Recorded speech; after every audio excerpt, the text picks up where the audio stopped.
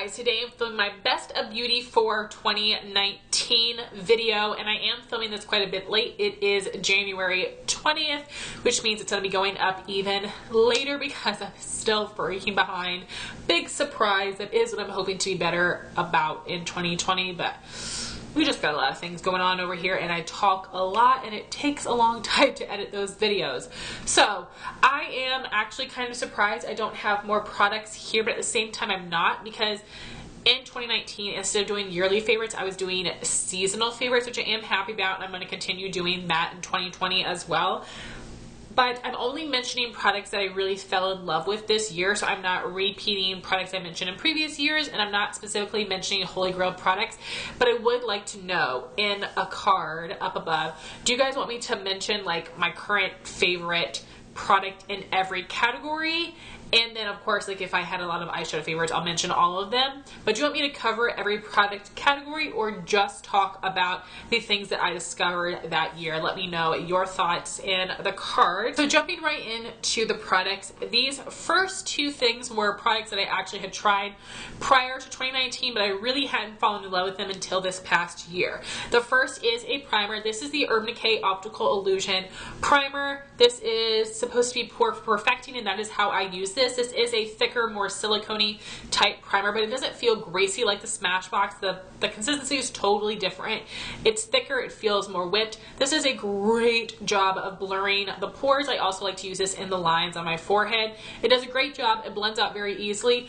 I don't personally find it to be too heavy, but I think others might. I'm not good at judging heaviness because I'm so used to wearing like full coverage foundation all day, every day, that things don't feel heavy on me. So I'm not a good judge for that. But because of that thicker, heavier consistency, this probably would be better for people that have like an oily combo skin type, or if you like full coverage foundations. But I think this is awesome. Does a great job of blurring the pores, and it works well with most other primers and moisturizers. Not all, but most.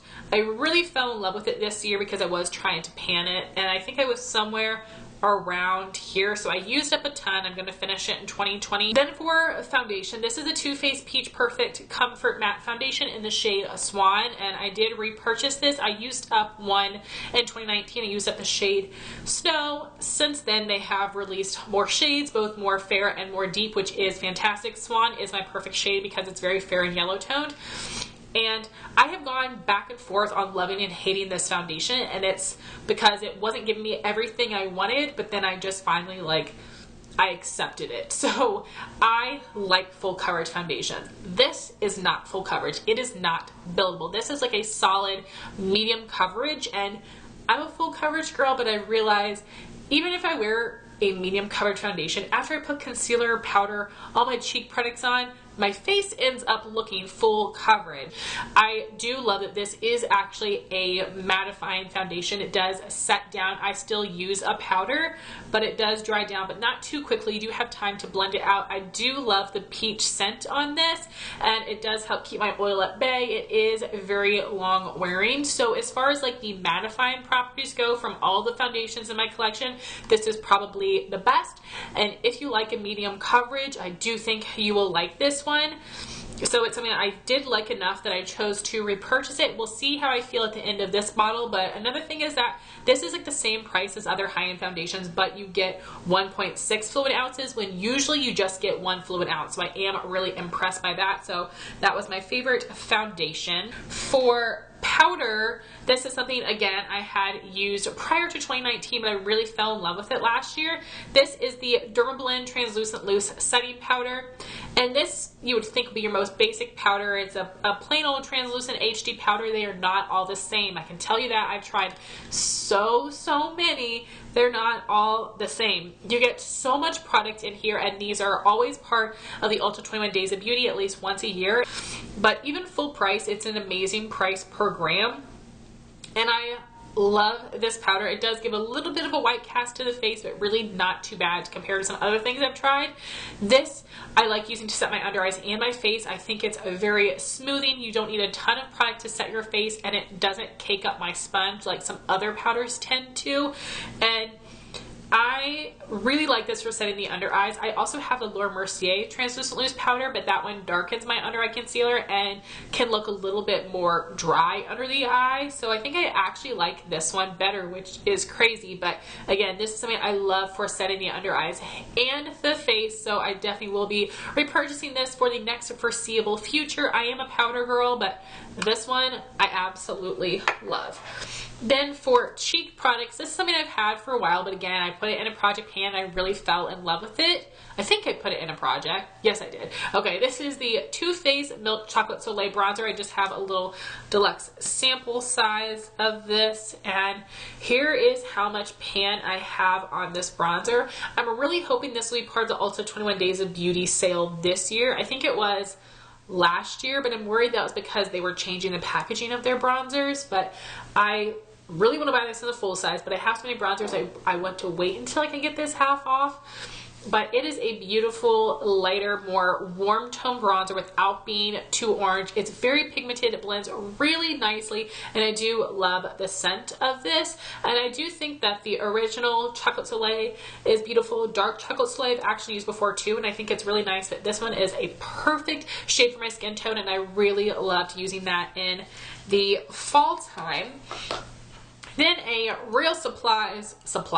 surprise blush favorite of mine was something that my friend Natasha had sent to me that she had gotten in an Ipsy. This is the Pixi Fresh Face Blush in Beach Rose, and this is just a little mini size, but I believe they do sell this mini on their website. And what's very exciting is that Pixi is now being sold at Ulta.com, which is fantastic. Right now they have a decent amount of skincare and makeup products, but Pixi sells a ton of things. So I'm hoping that a lot more products will come to the Ulta website, but that's so exciting so that we can all use our coupons on them. This product is not on Ulta.com, it's just on their website, but I did want to mention that while we're talking about Pixi. So here is what the blush looks like. It is like a burnt nude peachy blush. It's kind of like an apricot color. This is like a beautiful sunburned cheek, but peach, not red, which I think is very flattering. It's really, really great. I like to use it with like a big stippling brush to just like airbrush like a big area of my cheek. I think it looks so beautiful. It's great with a really intense eye. I love this with my more warm tone eye looks. It is just such a nice formula and a really unique color, at least to my collection. I have a lot of blush, so I definitely do recommend this. It's a really nice formula, pigmented, blends easily, and this color is very unique to me and gives a really beautiful sunburned cheek effect. And I did have one highlighter favorite of the year, which was a big surprise to me. This is Urban Decay Sin. I had also put this in a project pan. You can see I do actually have a great dip on it, so this is something I'm going to try to be working on in 2022, hit pan on. And this is a beautiful golden champagne color, and it's very warm, but it's very light. It is very hard for me as a fair skinned person to find gold highlighters that work on my skin tone. Anastasia Amrezy is the perfect gold highlight for me. This one is even lighter, and it's a golden champagne instead of like a light gold. I absolutely love it. It is really easy to pick up on a brush to apply to the cheeks. It's very reflective without being too crazy intense. It's a very intense but wearable highlighter for me. Basically, the color is not super light and bright, but it's very reflective. Absolutely love this highlighter. I do have a backup of this because it's being discontinued. Well, it's been discontinued for a while. If you find this at TJ Maxx, I do recommend it. I do think it's a very, very beautiful highlight, and because it is more of a warm undertone, I think it will work for like fair to medium tan complexions. So beautiful, and really happy that I chose to purchase that one. Now we're moving on to eyes, and I've got some palettes that I loved, and then I had some specific eye looks I really enjoyed as well. So I am going to start with the eye look. So there were a couple looks that I had worn last spring, but then I wore them again this spring and love them just as much, so I wanted to mention them. So I've just got my little baby Sephora Z palette here with some single shadows in them. So these first three here are from the ColourPop My Little Pony palette. I did depot my favorite shades, and I'm giving the rest of the palette away. So, oh gosh, let me take these colors out to show them to you. So I was putting the two shimmers on my lid, this one on the first half, the other color on the second half, and then using the matte shade in my crease. So the lighter color is called Starshine, which is a beautiful golden orange color. Then the other color is Blossom, which has a lot more of like a dark pink base with some golden shimmer. It's like a more orangey version of NARS Orgasm. And then the matte color I was using is the shade Flutterbye, which can be layered up to be a little bit more intense. And then I would take just like a little bit of Blossom in the outer corner as well, because this is a deeper shade, but I know it's a shimmer. That looks so brightening on the lid, so beautiful, and all of those shades are so nice. I really tend to prefer the ColourPop shades in the palettes over just their individual shades, and I think those made such a beautiful look. Another look I have would be using some purple and pink shadows. I have 3 different combinations that are all like purpley pink. So on my lid I was wearing Looxi Beauty Purple Haze, which is a really reflective, more like cool tone purple. Then for my transition color I was using ColourPop Secrets, which is a light peachy pink color.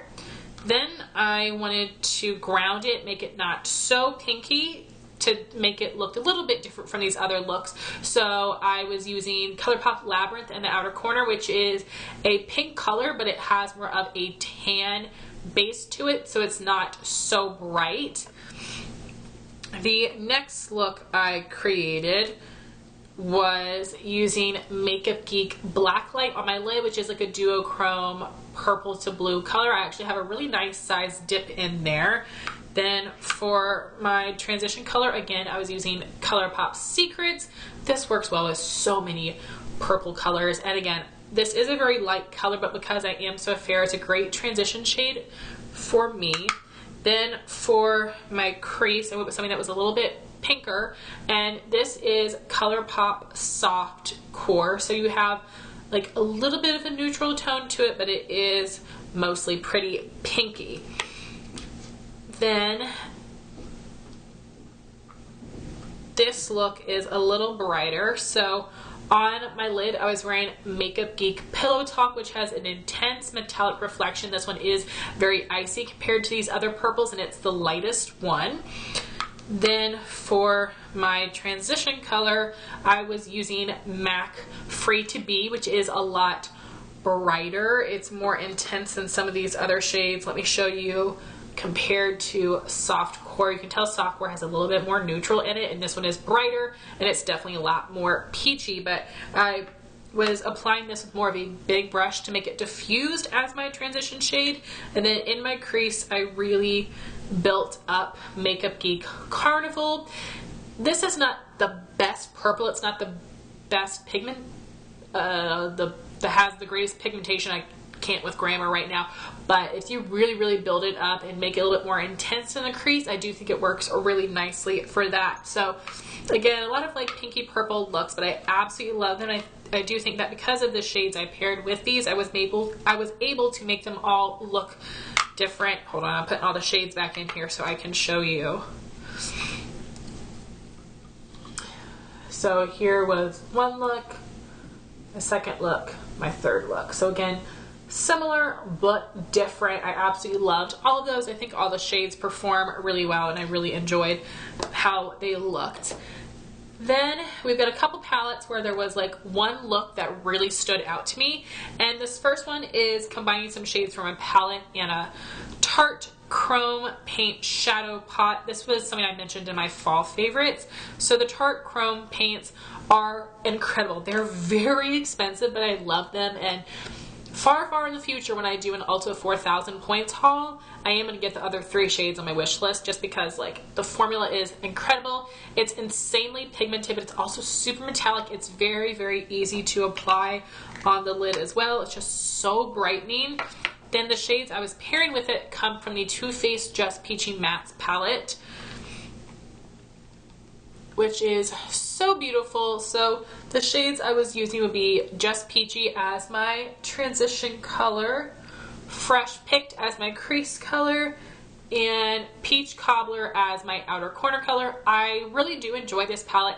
Not all of the shades have the same formula, which is weird. Like this one is extra powdery, this one is extra dense, so I wish these were like a nice middle ground like some of the other shades. So it's not the most consistent, but I really love the colors in here, and I do think they are unique to other matte shades I have, at least like in a matte palette. So do love that look. And the next look was not something I mentioned in one of my seasonal favorites videos, but I did show this to you guys on my Instagram stories. That was something I did for a couple months in 2019, was try a bunch of different palettes, create looks with them, and I was showing you the details on my Instagram stories. I might get back to that in 2020, but there was one look I really loved from the Urban Decay Born to Run palette. I was using Big Sky as my lid color, which is a really beautiful, like murky, shimmery turquoise. Then Still Shot as my transition color and Riff as my crease color. I have Riff in a single, but it's like a matte with glitter, which is the dumbest thing on the face of the earth. So I'm happy that in this palette they made it a matte shade, and I bought the single before I bought the palette. I wish I just held out and just bought the palette, because this one is so much better, and I love those two colors together. Those are like go-to transition and crease colors for me with other shades in this palette.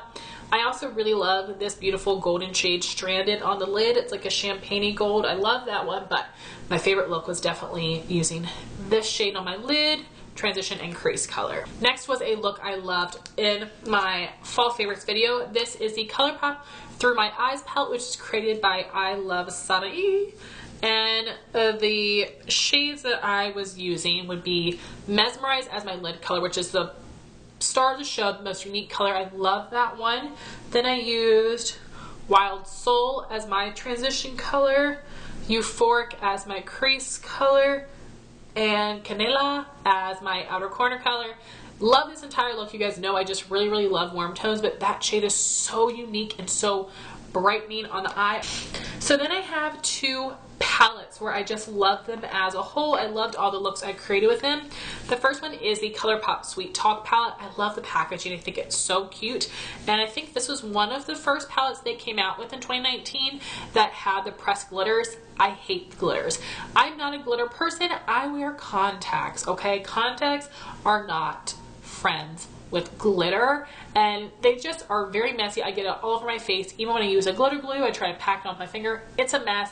No, thank you. And I did recently purchase, which you'll see in a haul video, I did recently purchase one of their newer palettes that does have 1 or 2 glitter shades in it. So I will try that and see if the glitters have improved, but I would really appreciate it if ColourPop would stop releasing palettes with pressed glitters in them. Make individual pressed glitters for people to buy, because I don't want that. Give me a regular powder shadow, give me a Super Shock, like this one's a Super Shock, but like don't give me them crap pressed glitters. But the rest of the colors in here I do really like. I love just like their regular shimmers. These mattes are so easy to work with. I don't use dark colors, but the tone of that one is so beautiful. And then these more matte peachy tone shades are everything to me. I especially love these two here because they're like muted salmon tones. Absolutely look beautiful on the eye. I love the way this palette performs minus the glitters, so definitely do recommend this one. And as much as I showed you guys some other like peachy tones, they were like more pinky peach, and this one's, it's different to me and I loved it. This next palette is something that I tried to get myself to return because I was just feeling bad for buying so many palettes, but this one is amazing, and I came up with like, let me see, 1, 2, 3, 4. There's 7 shimmers in here, so I think I came up with like 6 or 7 looks, and I loved them all. So there are a couple of these LA Girl Haute Heat palettes. One that's like a little bit more colorful, and then this one, which is like purples and oranges. This one is called the Decay Everyday palette. I love this one. So the mattes are just fine. They do need to be built up a little bit to make them intense, but these shimmers are incredible. They are so metallic. They remind me of a Juvia's Place shadow where they're a little bit more wet, a little bit more dimethicone-y, but they look so metallic on the eye, so reflective. They're so stunning. I was so in love with all the looks that I created using this palette. So if you are still able to find this somewhere, I do recommend it. I know that they did recently just come out with a few others. I'm not going to pick them up. I was really just in love with this color selection, and it was a great price, and LA Girl should keep it up, because I don't know, I mean, there are some products people really love from LA Girl, but overall it's kind of a brand that not a lot of people rave about. But this palette is absolutely amazing. Definitely recommend that one. And then I do have one more eye product that I fell in love with this year due to project panning, and this is a liner. This is the Maybelline Lasting Drama Liner in Striking Copper, which the color has been discontinued. I did buy a backup from eBay. If you find this, pick it up. The formula is awesome. It reminds me of the Urban Decay 24/7 liners. It's very pigmented, it does glide on easily, and it does stay in place for a good amount of time. This is such a beautiful copper color. I used it a lot in the summer and fall time because I do wear warm looks in summer and fall, and this complemented it really nice. And I'm wearing liner on my lower lash line today. I don't tend to do that. I don't love it with my eye shape, and my eyes run really badly. But this one, you know, because it's a little bit of a lighter color, it's a shimmer finish, I felt like it stayed in place better, and when it wore off, it didn't run, which is good. That's what matters to me. So easy to apply. I felt it very complimentary with my eye color and the eyeshadows I was pairing it with, so this is an absolute holy grail favorite of mine. Then we do have some lip products, not a ton, even though I did still pick up quite a few lippies this past year. These were the ones that I tried and really enjoyed the most. So I've got 4 liquid lipsticks and 1 lip gloss. I'll start with the lip gloss. This is a ColourPop Ultra Glossy Lip in the shade Champagne Mommy. And you guys know I've kind of stopped buying ColourPop lip products except their lip liners, which I really love, because the other products tend to turn pretty quickly. But these glosses are over a year old and they're still going strong, which is very impressive. And this is a beautiful color. I heard that this was similar to the Fenty Glow shade of their Gloss Bomb. And the only thing I don't like is that it does have a stupid brush tip applicator, but it's a little bit shorter, which is good because I feel like it isn't going to fray as much, and it hasn't frayed so far. This is just a beautiful, more like neutral peachy color with some shimmer in it. It helps make the lips look a little bit fuller. It's a very comfortable gloss. It has like a light medium opacity, which is exactly what I'm looking for. So this is something I do think I'm going to get a lot of use out of in the summertime because I'm not into bright colors. I don't really want to wear heavy lip products in the summer, and this is just so perfect. So I do enjoy this line, but this color is beautiful and I wore it a lot last year. Then I had 4 liquid lipsticks. The first 2 are from the Dose Colors Desi and Katie collection, but these are actually the velvet lip colors, and this is the first time I believe that they released the velvet finish, and they hadn't done it since, except now they did just recently release some limited edition sets of Truffle and Stone, as they are their best selling colors. And the sets include, of course, the most beloved matte liquid lipsticks, but they also have a velvet lip, a lip gloss, and a lip liner, which is very exciting.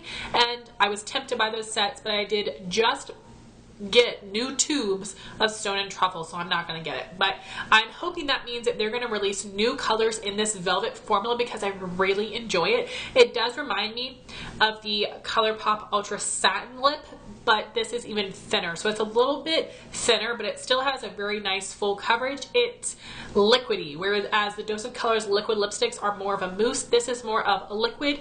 It does set down, but it is transferable. It's not transfer proof, but it doesn't feel like a lip lacquer. It's somewhere in between. So it sets, but it doesn't dry down completely.